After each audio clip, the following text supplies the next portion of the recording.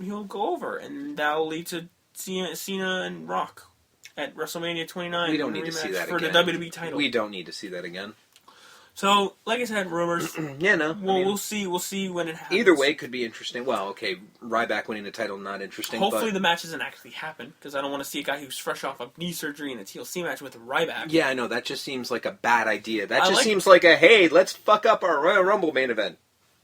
All right. Yeah. That would happen because it'd be Ryback versus Rock. No, that's not. Yeah, well, basically that's what would happen is he's gonna injure fucking CM Punk because he's too fucking green to be in this kind of match. Without 3 other people to help him out. Yeah.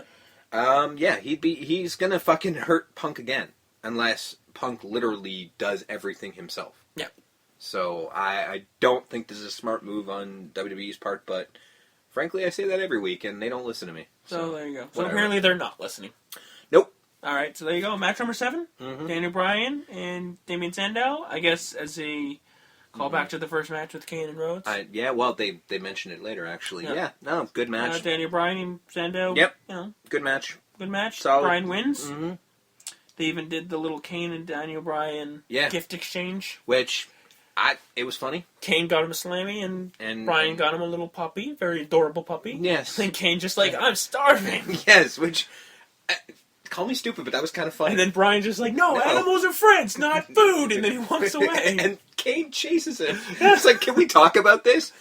Well done, Kane. Stick with it. Nothing says Christmas like eating puppies. Yes.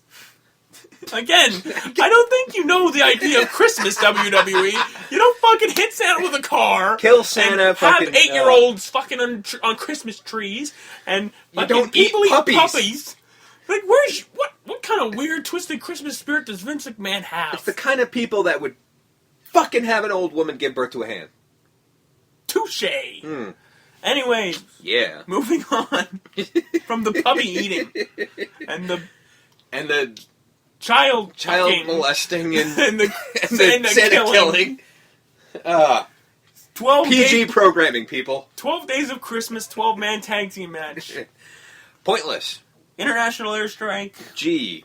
Usos, Santino, and Brodus Clay beat 3MB, the PTPs, and Albert Tensai. Well, Fat Albert Tensai. Fat Albert Tensai.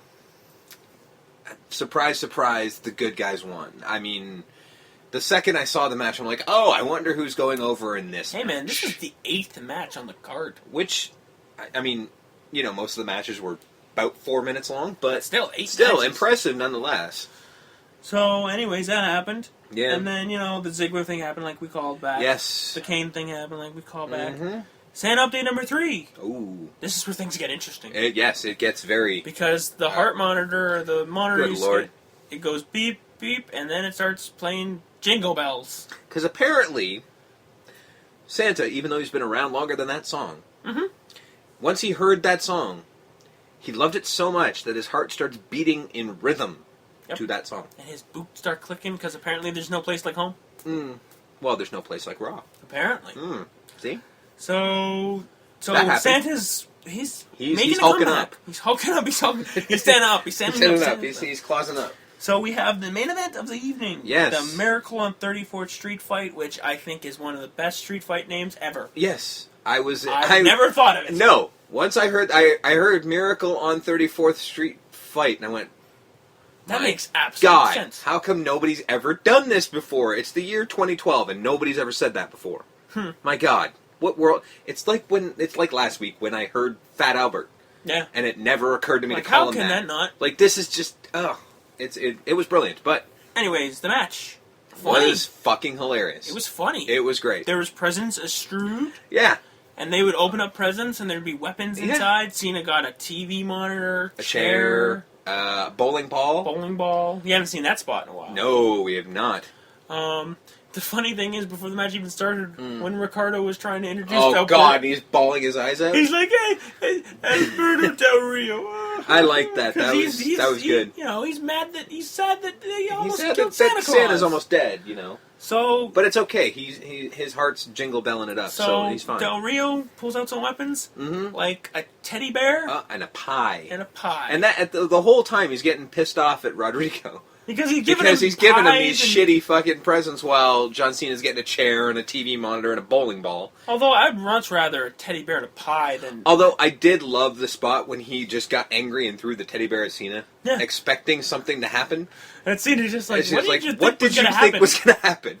That was fucking awesome. It would have been funnier if Cena bumped off the teddy bear. He should have.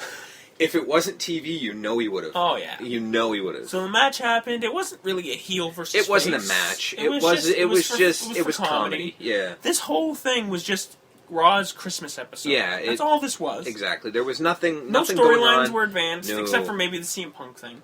And sort of the AJ Ziggler thing, but again, closer. I mean, but we saw that anyway. It was unnecessary. No, but there was no Biggie Langston showing up at the end or anything. No. I was kind of angry. I wanted to see him. Well, it wasn't a storyline show. It was a Christmas show. I know. But Santa comes out at the end. Hits Rodriguez with the sack. Okay, now let me preface this before we get it. If there's any children in the room, you're bad parents, but also take them out.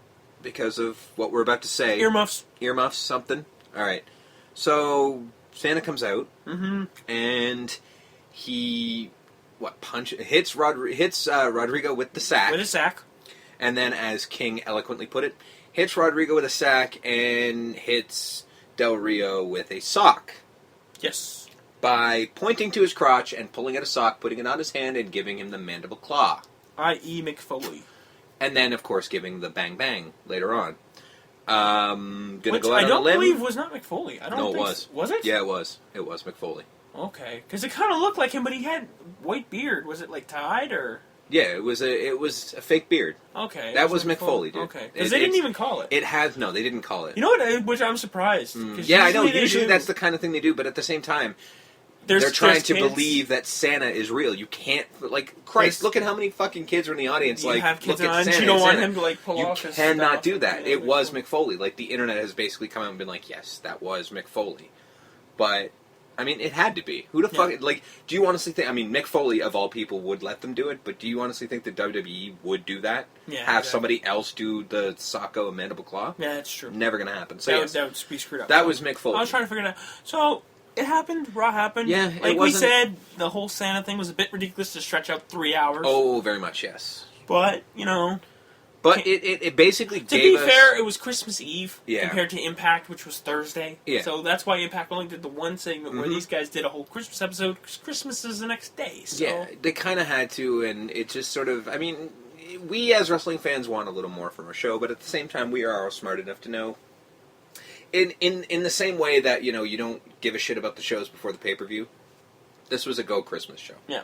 And something tells me next week's Raw is not going to be much. No, it's going to be Go New Year. There's going to be a lot of look-backs. Do you think it's going to be an actual show? Nah. Do you think they're going to do a callback show? I think they're going to do a callback, but I do think they're going to have matches. But I don't think it's going to be I think they're going to be like, hey, do you remember when this shit happened? And then here's.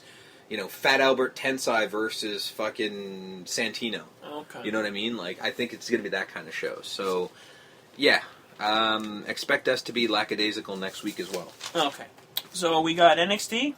We do. Nothing big happened. Mm-hmm. It was actually, speaking of look-back shows, it was a look-back show at the year that was in NXT. Mm-hmm. They covered guys like Big E, showed a Big E match. Mm-hmm. Covered guys like Bray Wyatt, they showed a match with him. Mm-hmm. Cassius Ohno, same thing. And then at the end of the episode... Here's the thing, yeah. The Shield kind of, pretends to cut into the program. Yeah, which... Pretty good idea. It was actually cool how they cut it into it. Sort of course, when they came back, the guy referenced it going, well, that's going to be interesting. Yeah, you should have probably just went well, what just happened? Yeah. But anyway, I don't know. This was probably the best of their little shaky It was the promos. Best of their promos, because it looks like nobody wrote it for them. Yeah. They did it themselves. And guess what? It was good. Where there was a lot of inside references being called up. Mm-hmm. Which is what I said to you, and it can finally put the fucking argument to rest. They're good at cutting promos. They're not good at reading promos. Yeah. That's what it is. That's what I was complaining about before. Roman Reigns had one line. They're said his brilliant. line. He said his line. He said it as bad. He said it as good as he could. Yeah. Fine. Move to the other two. Let them do the talking. But here's my complaint, and I brought it up to you when we watched it earlier. I don't like the fact that they were up to Raw, and now they're down to NXT. Right. I don't like it. From It just seems like I liked the angle of them fucking up Raw. Well, from what I can see is that there's no room for them right now to just be doing that every week with the same guys. I know, but I just... And there's nothing saying they won't be on Raw. Oh, no, they will. I mean, they've proven with that TLC match that they can fucking handle their own. But what like I said to you, is this is going to get some eyes on NXT. Yeah, and you know, I couldn't argue with that because it makes me want to watch NXT, and I don't watch NXT, but it makes me want to because I'd like to see where they take this. And as many people watch WWE as they do, if we get a couple hundred even of people like you to watch NXT. Exactly. They got friends, they'll tell their friends. Word of mouth is a powerful thing. Well, that's the thing. We're putting it out on our podcast now, and we have a couple listeners at least. Yeah. Check it out. It's worth watching. I don't even know if they showed this anywhere else. I don't think they did. I don't know. And I wouldn't even be shocked if I'm one of the only people who actually seen it, because let's be honest, it was a look-back show. Yeah. How many people are going to sit through a look-back show? I luckily... Yeah, you flipped through it. I wouldn't have watched. Honestly, if I'd been watching it the entire year and they said look back show, I'd have changed channels. Even with the fact that I'm doing this podcast, I still would have flipped away. Yeah. I just have been like, well, fuck it, I know what happened. So it was a cool ending to the thing. So they said they're going to be on NXT next week. Which again, so watch it. It's Wednesday. Looks like I'm going to end up fucking watching it, which is weird. So there you go. Yeah. Final thing of the week, WWE main event. It was new. There was no look backs. All right. It was a battle royal. Okay. For the, I saw a preview. The winner for gets this, a number one contender shot at Antonio Cesaro next week on main event. Okay. The winner of this battle royal, the battle royal went for like 20 minutes. That's cool. It was on. We went to break, came back, went to break, came back. It was on for a good 20 minutes. That's good because they wouldn't usually for an hour show you'd never get a 20 minute. That harkens back to me for fucking years ago. Back when, he was alive and they actually referenced that he existed. I think it was Benoit and Triple H. Yeah. On Raw. They had a fucking hour-long Iron Man match. Yeah. Which I remember they literally got as many commercials as they could out on the first hour of Raw. That way in the second hour they only cut away 2 times. Yeah. I thought that was really fucking cool, and it seems like they tried that again with the main event. So the winner of this Battle Royal and the number one contender for the U.S. title as of next week, the Great Khali. Okay, I take back everything positive I just said. Okay. What the fuck? Great Khali. It was an old school battle royal where the big guy just dominated. Yeah, but I mean, Christ, old school battle royal, okay? Royal Rumble, first one that Yokozuna's in. Yep. What did you see? Everybody gang up, heel or face, everybody ganged up and pushed Yokozuna out the fucking ring. They got dumber over the years? It didn't occur to anybody to get the giant motherfucker out of the ring first? Apparently not. Oh, God. So that damn you, WWE. So that happened. God damn you. Antonio Cesaro versus Khali next week on main event for the U.S. title. Well, guess what? I won't be watching main event next week. So there you go. Yeah. And the second match, obviously always as main event works, the throwaway match. Yep. International Airstrike, Tyson Kidd and Justin Gabriel beat 3MB. Whatever. 3 Milton Bradley, I like him, but... Heath Slater lost his voice. Did he really? Yeah. Oh. I don't know if it's real or whatever, but there's that's the reason why they haven't put out their hit single yet. Oh, is that what it is? It's kind of funny. Yeah, because they did mention at one point that they were going to perform, right? I guess that it was supposed to be on main event. No. Yeah. So that was the week that was in professional wrestling. Not entirely a bad week. This was the final week before 2013. The final week for us before 2013. Right. They're still going to have a SmackDown and a Raw. There's a SmackDown, a Raw, and a Impact.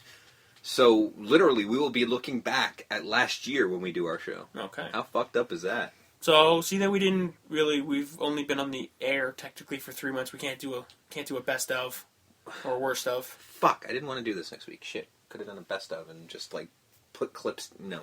Put clips. Put clips. We don't even know how to do that, so fuck that. We're literally...